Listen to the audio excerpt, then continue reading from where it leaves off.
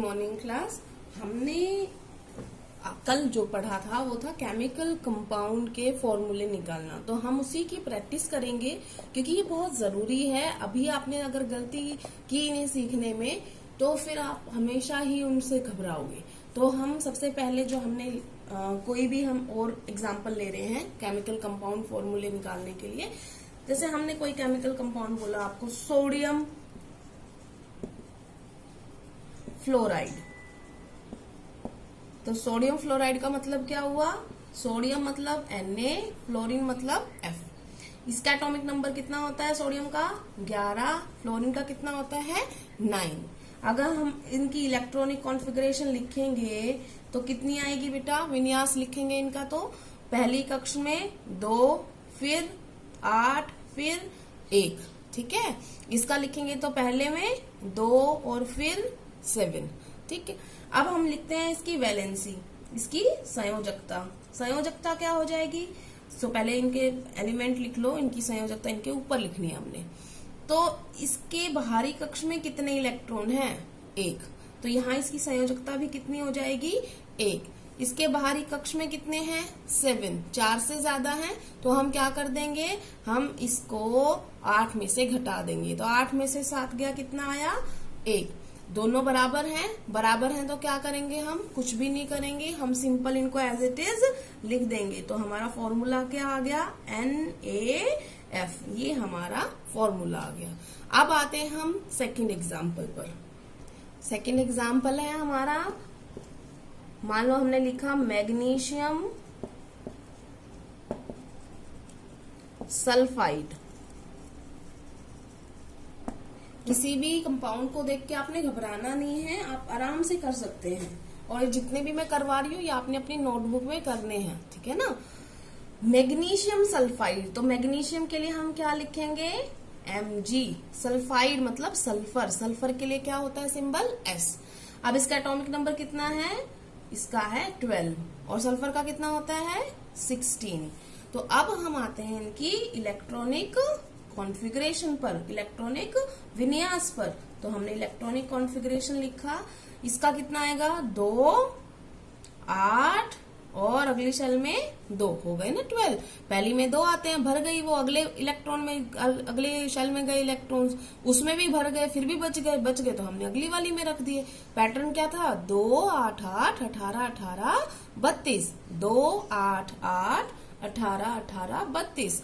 अब इसको देखो, पहले में आए 2, अभी भी बचे हुए हैं, फिर आए 8, अभी भी बचे हुए हैं, अब आए 6, ठीक है ना। 2, 8, 6। अब हम लिखेंगे इसका विन्यास, लिख लिया है। अब हम लिखेंगे संयोजकता मतलब वैलेंसी। तो इनकी वैलेंसी लिखिए। तो पहले आप एलिमेंट लिख लीजिए, एलिमेंट हमने लिख लिए। अब ये जो है ये कितना है? ये 4 से कम है, तो आप इसको एज इट इज लिख देंगे। ये 4 से ज्यादा है तो हम 8 में से 6 घटा देंगे, कितना आ गया? 2, 2। दोनों बराबर हैं तो हमें कुछ नहीं करना, हमने इसको एज इट इज लिख देना है। तो इसका फॉर्मूला क्या हो जाएगा? MgS, ठीक है। अब आते हैं हम थर्ड एग्जाम्पल पर। थर्ड एग्जाम्पल हमने लिया है मैग्नीशियम नाइट्राइड। ये हो गया। अब देखो मैग्नीशियम का सिंबल क्या होता है? क्या होता है? Mg। इस निशान से हम इसको चिन्हित करते हैं। नाइट्राइड के लिए हम क्या लेते हैं? नाइट्रोजन। तो अब मैग्नीशियम कितना है? इसका एटॉमिक नंबर है 12, इसका नाइट्रोजन का है 7।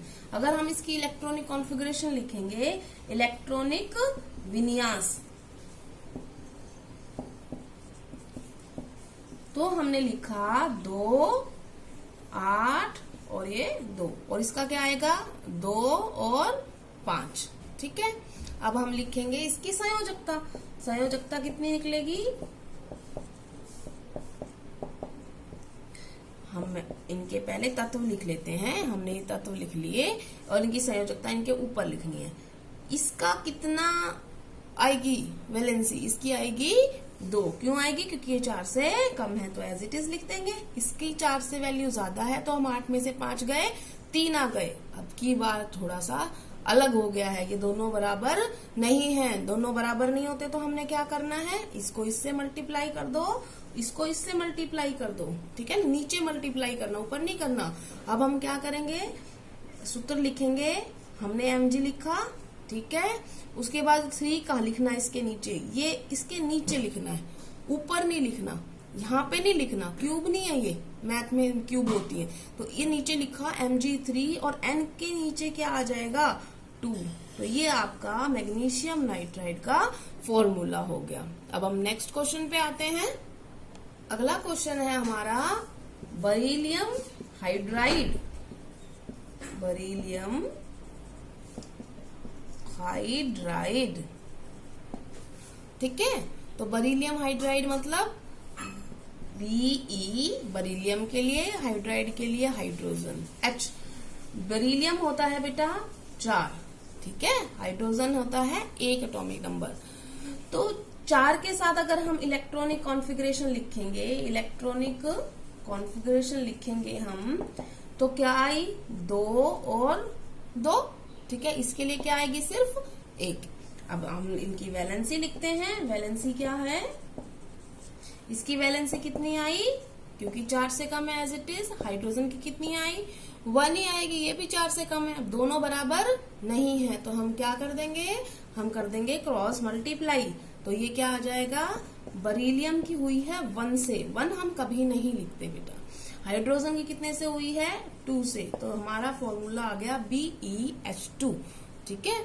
समझ में आ गया। हम एक और एग्जाम्पल लेते हैं, उसके बाद मैं आपको होमवर्क दूंगी और वो आपने शो करना है।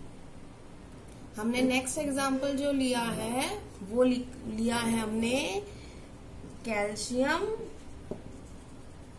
ऑक्साइड। तो कैल्शियम मतलब Ca, ऑक्साइड मतलब ऑक्सीजन। ये कितना 20 है, ये कितना है 8 है। इलेक्ट्रॉनिक कॉन्फ़िगरेशन लिख दें हम, कितनी आई इसकी, 2, 8, 8 और 2। इसकी कितनी आई, 2 और 6। अगर संयोजकता निकालेंगे दोनों की तो, क्योंकि ये 4 से कम है तो इसकी एज इट इज, इसकी 4 से ज्यादा है तो 8 में से 6 घटा दो, कितना आया, 2। दोनों बराबर हैं तो हमारा फॉर्मूला क्या हो जाएगा, CaO। बेटा आप लोग गलती क्या करते हो, आप ये करते हो, आदत पड़ चुकी ना इंग्लिश की, तो आप यहाँ पे आपने काओ लिखा है, CaO। ये कोई फॉर्मूला नहीं लिखा, गलत हो गया।